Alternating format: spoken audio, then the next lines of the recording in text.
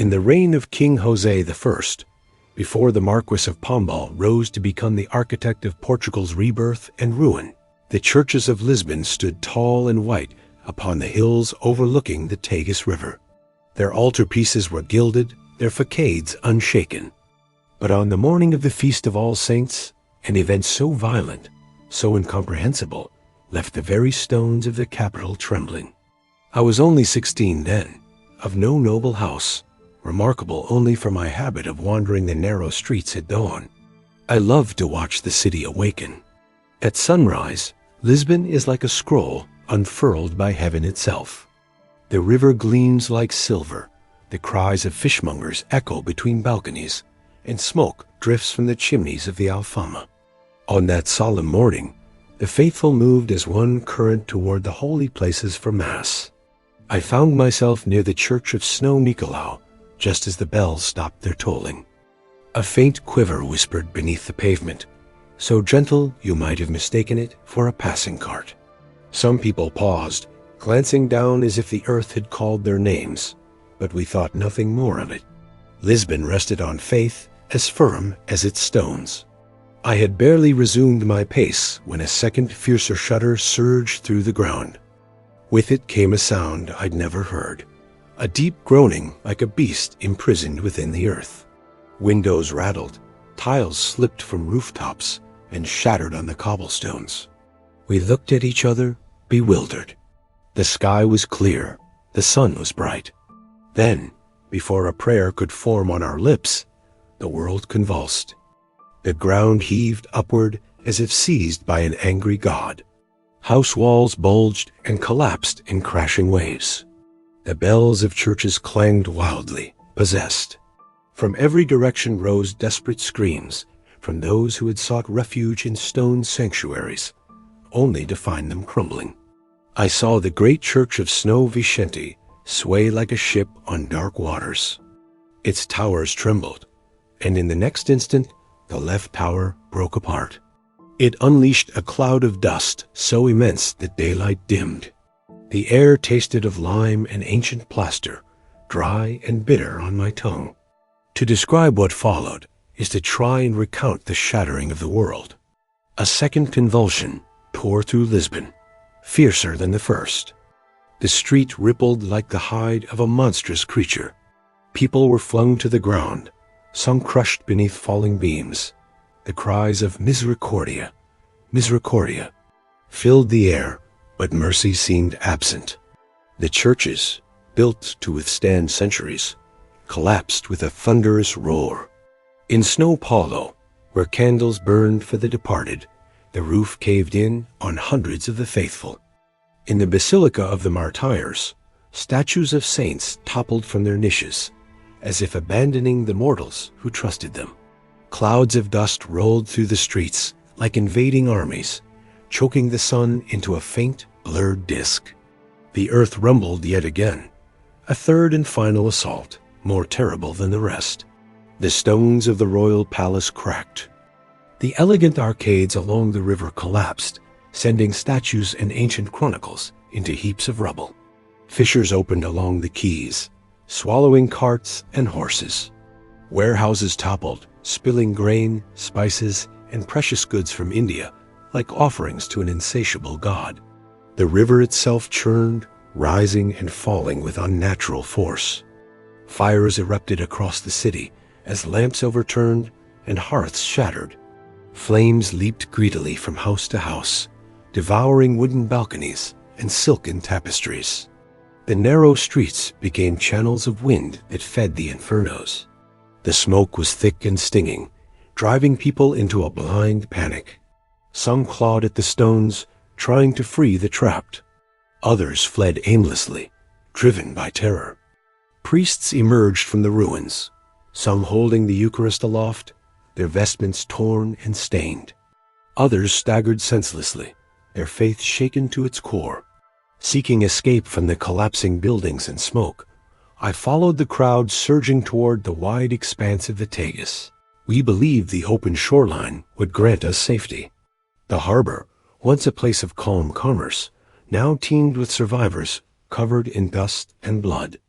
Their eyes were wide with terror, their hands clutching at children or strangers. Ships strained against their ropes, rocking violently as the water heaved like the chest of a dying beast. As we gathered on the shore, an eerie, heavy silence settled upon us. The wind itself seemed to hold its breath. Then, before our astonished eyes, the waters of the Tagus began to retreat with uncanny speed. The riverbed appeared, studded with rocks and abandoned anchors. Ships leaned on their sides, their keels exposed like ribs. Fish flopped helplessly on the muddy banks. Some murmured it was a miracle, a sign of deliverance. Others whispered that the sea was preparing its vengeance. The sky, thick with dust, cast a pale, sickly light over the receding waters. In that dimness, we saw a swelling line on the distant horizon. Faint at first, it grew slowly, implacably, into a vast, towering wall of water. It rose higher than the masts of the greatest ships that had ever sailed from Lisbon. The cries of astonishment that followed seemed feeble compared to the deep, rolling roar of the approaching wave. It was a sound so immense it silenced even the wailing of the injured. Some fell to their knees, beating their chests and begging forgiveness. Others fled, though there was nowhere to run. Frozen by dread, I could only stare as the monstrous wave came crashing toward the city. Thanks for watching. If you found this story powerful, please consider subscribing for more historical narratives.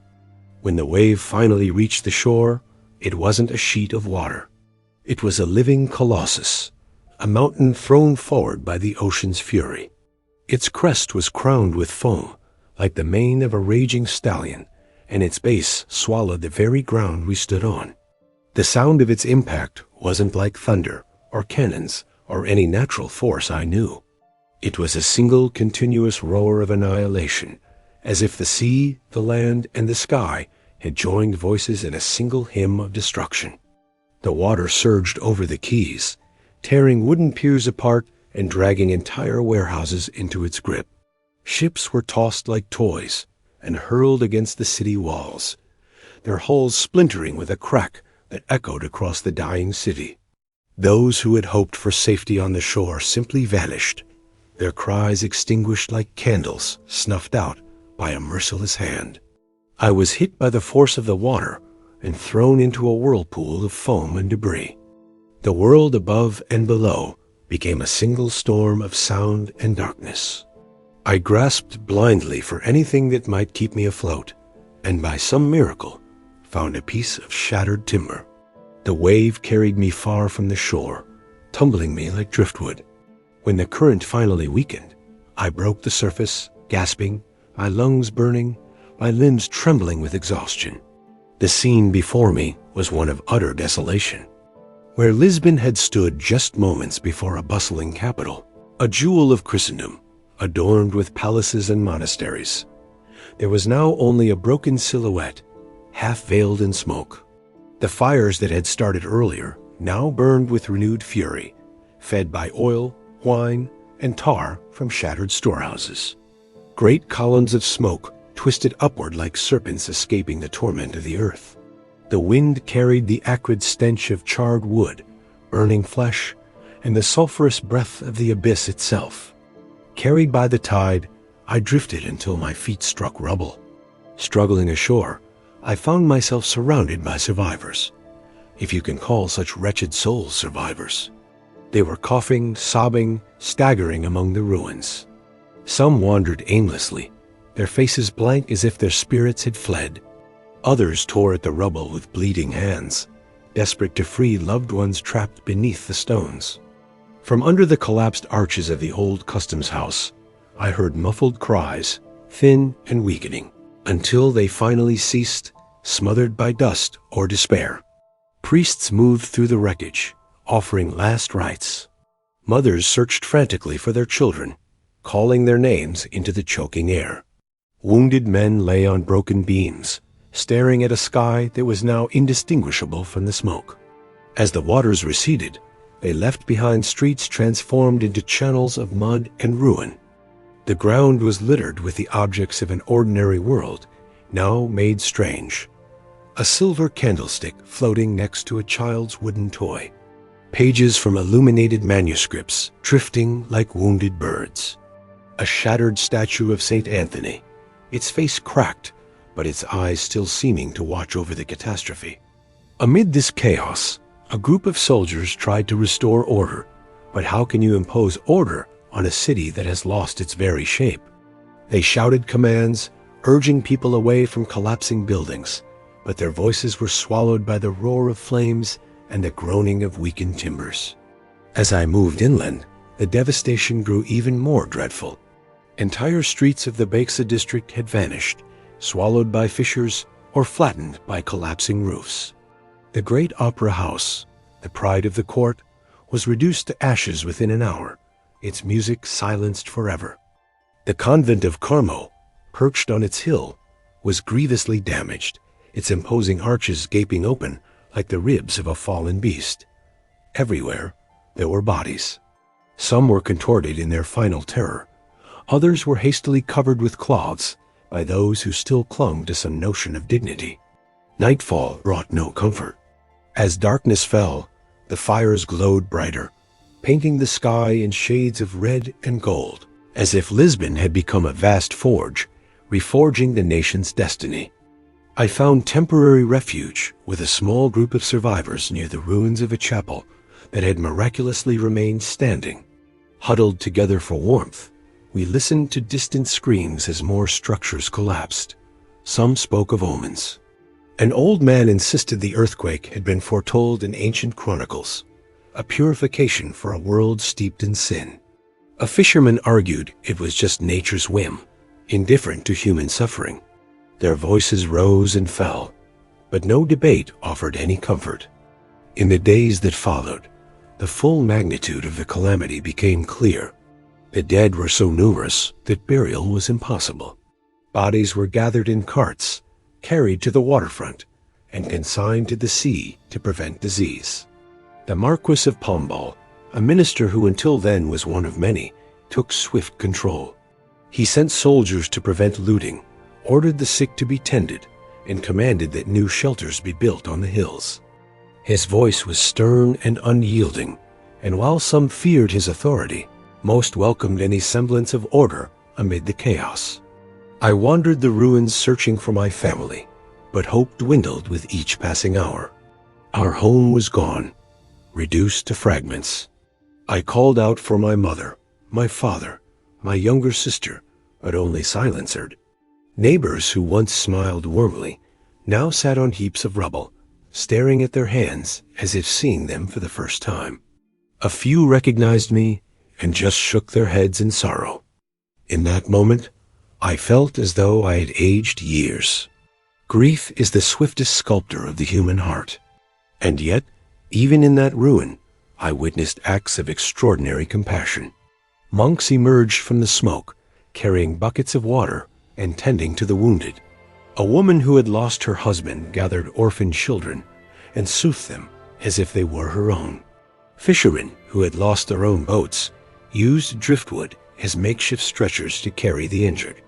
These small gestures revealed the resilience that lies dormant in our souls until it's tested by fire. As reconstruction began under the Marquis's stern guidance, I found work clearing rubble. The labor strengthened my spirit. In time, I came to accept that survival itself was a calling one that demanded gratitude for each breath, each sunrise. For Lisbon, though wounded, still breathed. Its people, though battered, still rose with the dawn. Years have passed since that terrible morning, yet the memory is etched into my mind sharper than any blade. I can still feel the earth trembling, hear the cries, taste the dust of crushed stone. I can still see the wave rising like a final judgment, and the fires that consumed what the water left behind. I remember the faces of those who perished, friends, neighbors, strangers. But above all, I remember the lesson carved into the heart of Lisbon, that no city, no kingdom, however grand, stands beyond the reach of fate. The ground beneath our feet, which seems so solid, hides ancient and unbound forces. The monuments we raise, the treasures we hoard, are all fleeting shadows. Yet from the ashes of that calamity, a new Lisbon arose, forged with broader streets, firmer foundations, and a spirit tempered by suffering. The wounds of the past remain, but they serve as reminders of our fragility and our resilience. Though I was once a frightened boy swept away by destruction, I now understand that survival carries a duty: to remember, to bear witness, and to speak for those whose voices were silenced. This is my account of the great convulsion that struck Lisbon on the 1st of November, 1755 a day, when the earth roared, the sea rose, the fires raged, and the city, though broken, endured.